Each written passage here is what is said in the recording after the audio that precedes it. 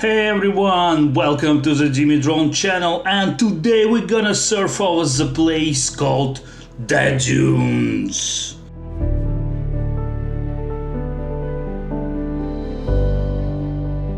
You wouldn't find any traces of sandworms or atreides here, but it's still worth every penny to visit this wonderful place.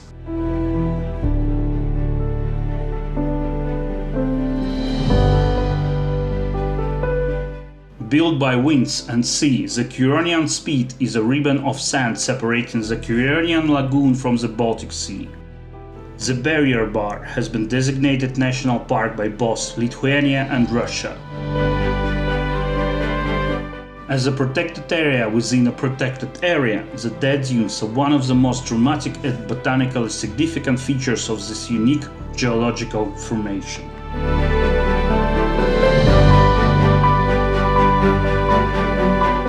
Ranging up to 60 meters in height, the Dead Dunes still obscure for villages and to cemeteries that were swallowed by the shifting sands between 6075 and 8054, when the dunes were traveling from half meter and up to 15 meters per year.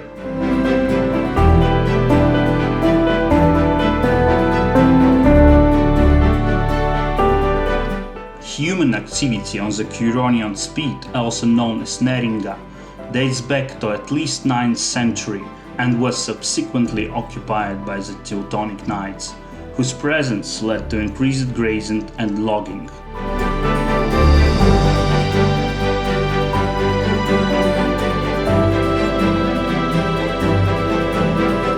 The resulting deforestation created a more transient landscape of sand dunes that warped and migrated with the prevailing westerly winds. Reforestation efforts began in the 19th century and were largely successful. The Dead Dunes provide a glimpse of an unreconstructed stretch of Neringa.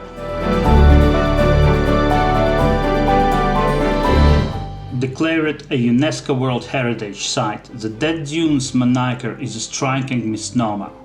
The area comprises Naglai Nature Reserve, yes, I spell it, an ecologically sensitive region home to multiple rare and fragile plants.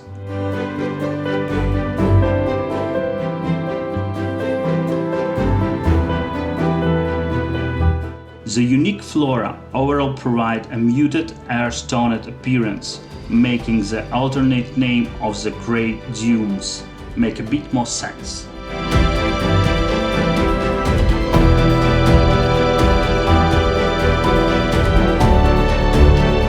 Visitors to the Naglai Nature Reserve are obliged to stay on the market trail in order to avoid disrupting the peculiar and delicate ecosystem.